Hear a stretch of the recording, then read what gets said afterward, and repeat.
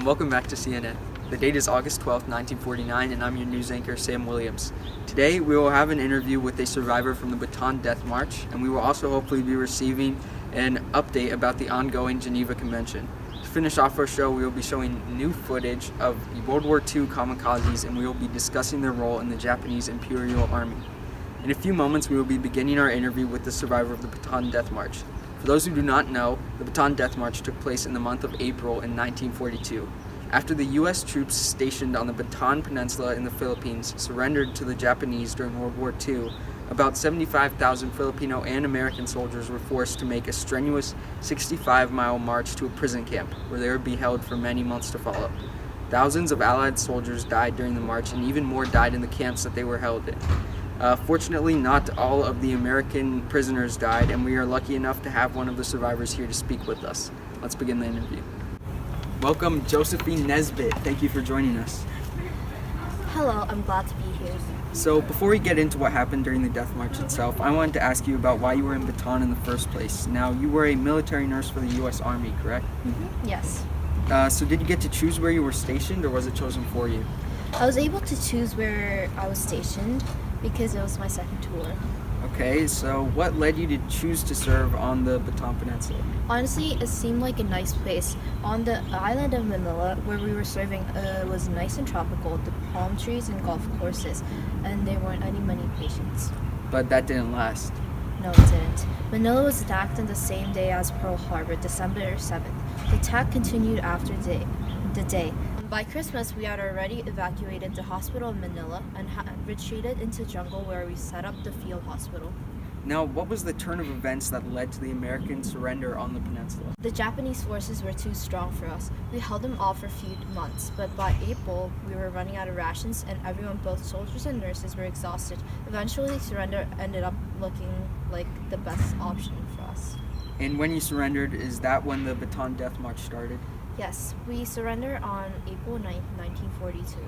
The Japanese army took us prisoners and made us march for days. What was the march like? Well, obviously, it was really awful. Over 100 degrees every day. We weren't given food or water during the march.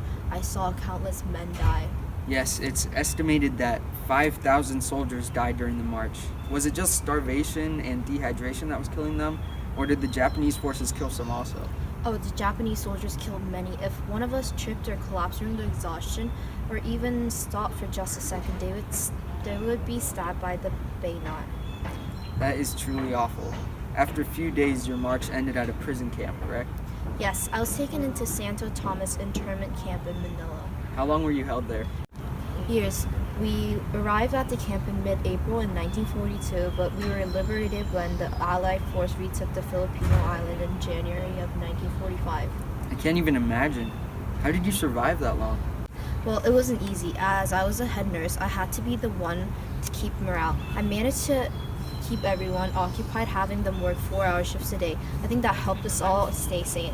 We weren't allowed to dwell on the fact that we were prisoners. It was just a matter of staying busy and not really focusing on the condition of our imprisonment that kept me going. Also, I knew that U.S. Army was going to rescue us someday. I was just waiting for that day. Okay, I apologize, Josephine, but we have just received breaking news regarding the Geneva Convention. We now go live to the on-scene reporter, Nicole Gaspari. Thank you, Sam. I'm live here in Geneva, Switzerland, in the building where the Geneva Convention of 1949 has just taken place. There are representatives from over 150 countries here, and they have just voted to outlaw all violent acts against non-combative troops. Non-combative troops include sick and wounded soldiers stationed on land. Medical and religious personnel are also included under these new provisions to wartime protocols. The Geneva Convention of 1949 is intended to be an extension of the Geneva Convention of 1929. The main outcome of the Geneva Convention of 1929 was the requirement of the ethical treatment of all prisoners of war. Both Geneva Conventions are huge advancements in international humanitarian wartime law. Back to you, Sam. Thank you, Nicole. Now, for our last topic of the show tonight, we are going to show some never-before-seen footage that we've recently uncovered of kamikazes during World War II. For those who don't know, kamikazes were Japanese pilots who suicide-bombed U.S. warships. Before we show the footage, we should warn you that the footage you're about to see may be disturbing. Kamikaze piloting is an extreme tactic that the Japanese military has begun using in recent years. Japanese for divine wind, the word kamikaze is used to describe pilots who suicide bomb U.S. warships. The concept of suicide bombers is a fairly recent development, with the kamikaze force first being used a few years ago on October 25, 1944, at the Battle of the Leyte Gulf. In that battle, it's approximated that 5,000 Japanese pilots attempted kamikaze attacks, and in their efforts they managed to sink 34 American warships. After that battle, kamikaze piloting became a frequent tactic utilized by the Japanese Imperial Army. Suicide bombing raises many questions. Why were these soldiers so willing to literally kill themselves? And where did the idea of suicide bombing even come from?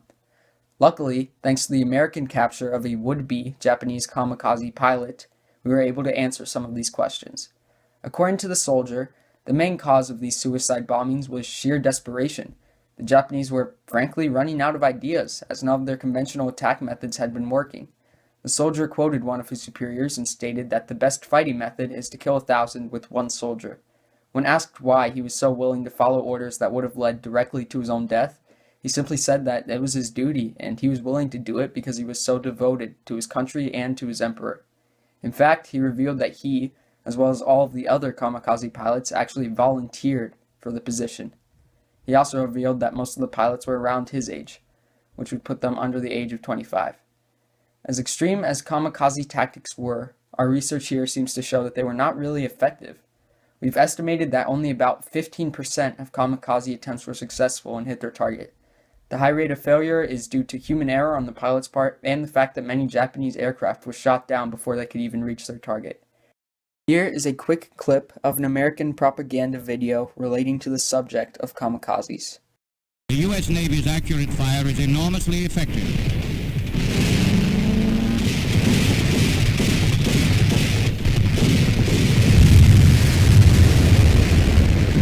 Even against the best defense, the enemy sometimes gets through.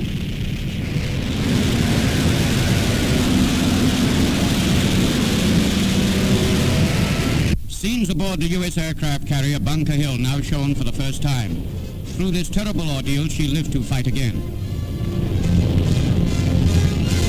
In conclusion, kamikazes and suicide bombing are an extreme, disturbing strategy that the Japanese army turned to in the last couple years of the war. We can only hope that we've seen the last usage of kamikaze pilots and that the tactic will never be used again.